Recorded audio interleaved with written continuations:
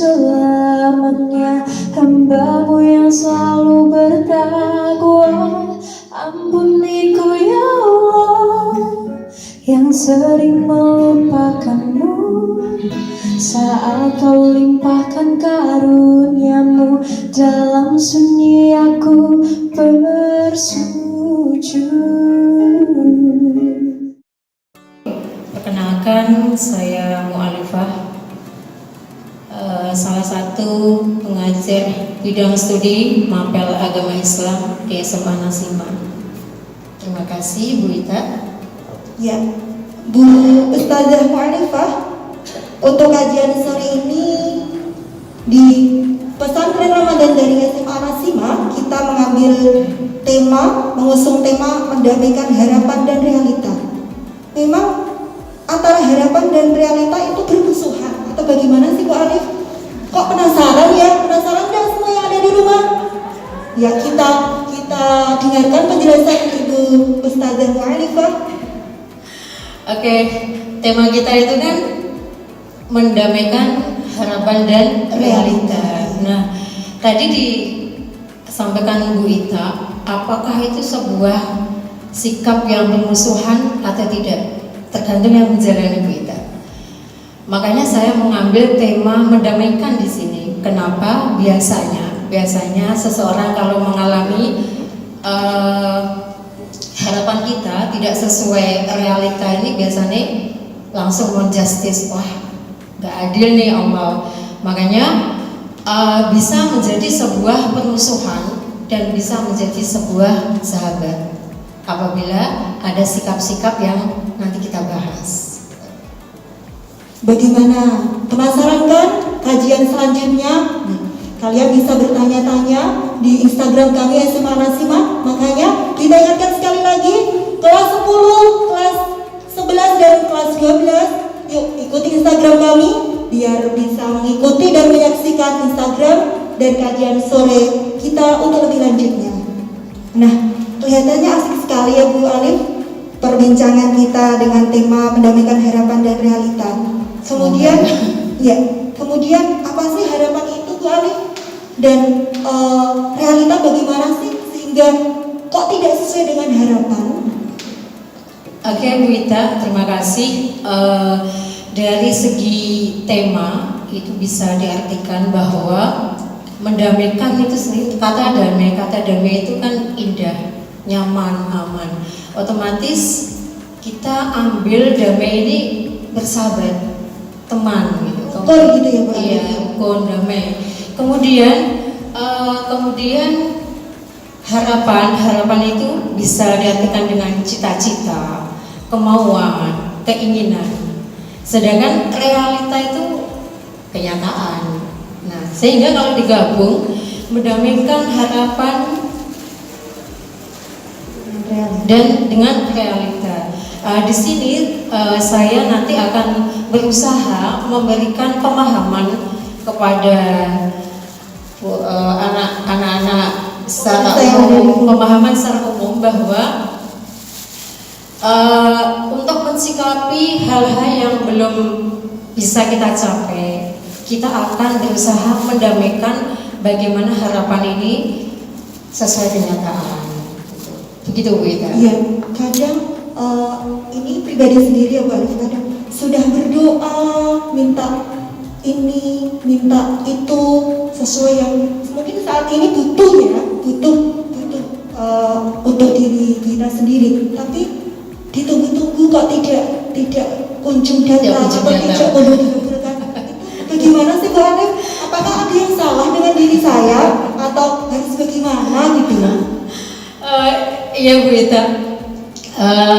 Kadang mindset orang itu meminta sesuatu, harapan sesuatu itu selalu di-mindsetkan dengan sebuah kekayaan atau harta benda, padahal tidak selamanya.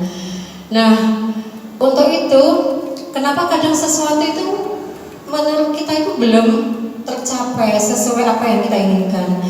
Karena sesungguhnya semua kegiatan yang kita lakukan itu sesuai ada campur tangan Allah di sini. Jadi kita tidak bisa jalan sendiri, aku ini loh, aku bisa mendapat ranking 1 kok dengan usaha saya. Nah, semuanya berjalan dengan sunatullah, dengan sesuai targetnya, itu tentu saja tidak lepas dari campur tangan Allah. Nah, kemudian setelah ada campur tangan Allah ini, manusia tidak boleh egois. Manusia tidak boleh egois, langsung seudon Allah itu tidak adil dan sebagainya. Tetapi di sini harus ada langkah-langkah, Kenapa sih kok ini tidak sesuai kenyataan? Iya. Kenapa sih kok aku dikasih Allah seperti ini? Saya pengen masuk SNPTN misalnya, tapi kok saya belum bisa masuk ke sana. Nah, langkah apa? Langkah yang pertama, kita harus evaluasi dulu ketika sesuatu yang kita inginkan ini belum sesuai kenyataan. Sadar diri gitu ya Bu. Ya, muhasabah dulu lah, muhasabah. Di belakang ini tadi ada apa ya? Saya telah melakukan apa? Mungkin kita banyak kesalahan, banyak dosa, banyak kesalahan, sehingga kita evaluasi untuk bisa lebih baik. Nah, ketika evaluasi ini, maka ada hal-hal yang harus kita siapkan supaya bagaimana saya tidak mau gagal untuk yang kedua kalinya. Gitu Bu Ita, salah satunya itu. Jadi kita harus evaluasi diri, mungkin karena doa kita tidak terkabulkan dengan segera. Pengennya manusia itu minta langsung dikasih. Ya nggak bisa. Bagaimana kelas 10, kelas 11, kelas 12, dokteran. Aduh, tapi kok ternyata tidak diterima. Kadang kita merasa putus asa. Bolehkah tidak Ibu Ali? Tidak boleh. Kita itu doa itu tidak kenal batas. Bahkan sampai maut pun kita wajib untuk doa. Di mana ada ayat Allah, A'udzubillahi minasyaitonir rajim, Bismillahirrahmanirrahim. Ud'uni istajib lakum.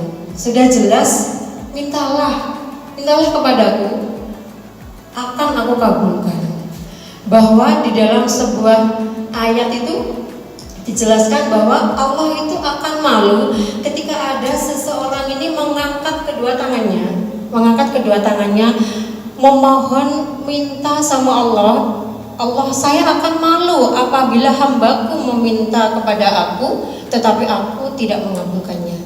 Nah, ini bisa menjadi sebuah catatan. Dikabulkan ini tentu saja dengan usaha-usaha. Nah, kenapa sih kadang doa-doa kita nggak dikabulkan, Bu Ita? Ya, itu ini yang penasaran kan? Kalau tidak dikabulkan itu bukannya nggak dikabulkan. Mungkin doa kita belum dikabulkan, itu yang paling pas. Jadi kita harus punya keyakinan bahwa semua doa yang kita sampaikan pada Allah pasti dikabulkan. Yakin. Yang pertama, sebetulnya doa-doa ini ada tiga hal sebetulnya. 3 doa ini dikabulkan seperti apa? 1, ada doa yang langsung dikabulkan oleh Allah. Subhanallah, ya, itu yang kita inginkan Bu Adi. Bahkan saya mengalami sendiri ini Bu Ita. Ini kisah nyata atau? Ya, kisah nyata ini. Tapi saya tidak mau nangis nanti. Lalu pemirsa, ada doa yang langsung dikabulkan oleh Allah. Mau tahu? Ini sekilas berbagi aja. Ternyata sebuah doa itu saya mengalami 2 hal Bu Ita. Ketika tahun 2012.